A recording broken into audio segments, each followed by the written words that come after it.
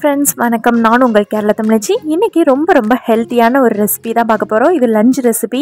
ரொம்ப டேஸ்டியான முருங்கைக்கீரை கடையல். இந்த மாதிரி ட்ரை பண்ணி பாருங்கள். ரொம்ப டேஸ்டியாக இருக்கும், ரொம்ப ஹெல்த்தியானது கூட. கீரையே பிடிக்காதவங்களுக்கு கூட இந்த மாதிரி செஞ்சு கொடுத்தா ரொம்ப விரும்பி சாப்பிடுவாங்க. ட்ரை பண்ணி பாருங்கள். வீடியோ ஃபுல்லாக பாருங்கள், ஸ்கிப் பண்ணாமல்.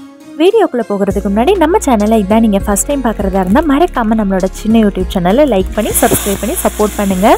சேனலோட பெல் சிம்பிளை கிளிக் பண்ணிவிட்டு நோட்டிஃபிகேஷனை ஆன்ல போட்டுக்கோங்க. அப்போ தான் நான் போடுற வீடியோஸ்லாம் உங்களுக்கு அடுத்தடுத்து நோட்டிஃபிகேஷனாக உடனே வரும். ஒரு சின்ன ரெக்வெஸ்ட்டு, நம்ம வீடியோஸ்லாம் நிறைய பேர் பார்க்குறீங்க, ஆனால் லைக்கே போட மாட்டேங்கிறீங்க. நீங்கள் லைக் போட்டால் தான் எங்களுக்கு கொஞ்சம் மோட்டிவேஷனாக இருக்கும். இங்கே வீடியோக்குள்ளே போகலாம். ஃபஸ்ட்டே நம்ம குக்கரில் பாசி பருப்பெல்லாம் வேக வச்சு எடுத்துக்கலாம். நான் துவரம் பருப்பு ஒரு கைப்பிடி அளவு எடுத்துருக்கிறேன். கீரை எவ்வளோ எடுத்துருக்கோமோ அதுக்கு தகுந்த மாதிரி பருப்பும் எடுத்துக்கலாம். நல்லா டேஸ்டியாக இருக்கும்.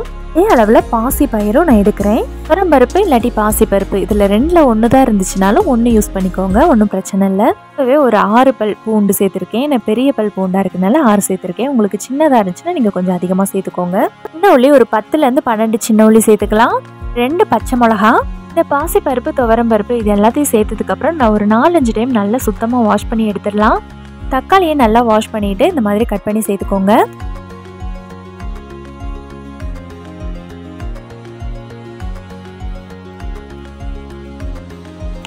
ஸ்பூன் சீரகம் சேர்த்துக்கலாம். ஸ்பூன் மஞ்சள் பொடி, தேவையான அளவு சால்ட்டு. ஒரு 3 விசில் வச்சுக்கலாம். முருங்கைக்கீரையை க்ளீன் பண்ணி எடுத்துக்கலாம். முருங்கைக்கீரையை உதிர்த்து தான் வச்சுருக்கேன். பழுத்த இலை ஏதாவது இருந்துச்சுன்னா எடுத்து மாற்றிட்டு நல்லா வாஷ் பண்ணி எடுத்துடலாம்.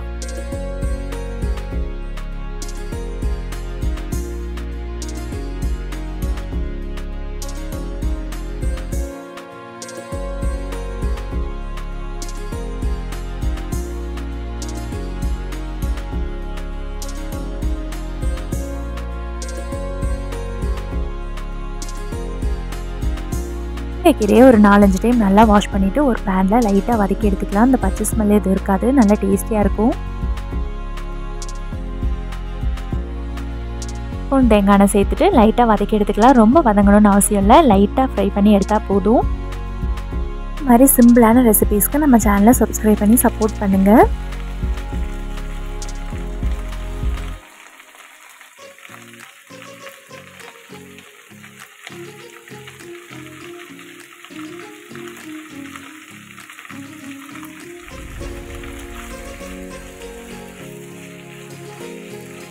சேர்க்குறேன்னா கொஞ்சம் டேஸ்ட் நல்லாயிருக்கும், அதுக்காக தான்.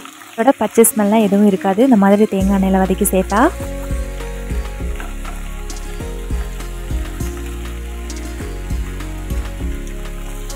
வேக வச்சுருந்த பருப்பு ஓரளவுக்கு வெந்துருச்சு. நம்ம இப்போ வதக்கி வச்சுருக்க கீரையை சேர்த்துக்கலாம்.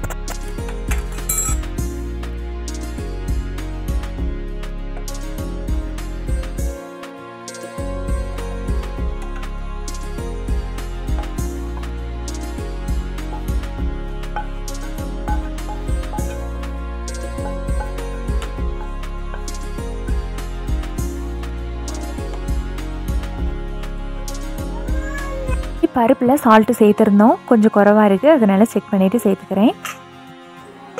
சேர்த்ததுக்கப்புறம் ரொம்ப வேக வைக்கக்கூடாது, ஒரு விசில் வச்சா போதும்.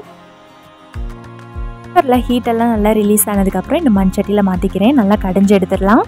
பருப்பு கொஞ்சம் அதிகமாக தான் சேர்த்துருக்கேன். நீங்கள் பருப்பு குறைச்சிட்டு கொஞ்சம் கீரை கூட அதிகமாக சேர்த்துக்கலாம். குழந்தைக்கு கொடுக்குறதுனால பருப்பு தான் கொஞ்சம் அதிகமாக சேர்த்துருக்கேன், நீங்கள் கம்மி பண்ணிக்கலாம்.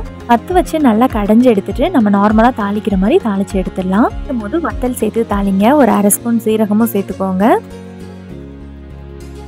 வீடியோ உங்களுக்கு பிடிச்சிருந்துச்சுன்னா மறக்காமல் என்னோட சின்ன யூடியூப் சேனலை லைக் பண்ணி சப்ஸ்கிரைப் பண்ணி சப்போர்ட் பண்ணுங்கள். கூடவே சேனலோட பெல் சிம்பிளை கிளிக் பண்ணிவிட்டு நோட்டிஃபிகேஷனாக அதில் போட்டுக்கோங்க. அப்போ தான் நான் போடுற வீடியோஸ்லாம் எடுத்து நோட்டிஃபிகேஷனாக உடனே வரும். இதே மாதிரி இன்னொரு வீடியோவில் உங்களை சந்திக்கிறேன். அது வரைக்கும் thank you, bye. Friends and family கூட ஷேர் பண்ண மறந்துடாதீங்க. எப்படி இருந்துச்சுன்னு ட்ரை பண்ணிவிட்டு கமெண்ட் பண்ணுங்கள்.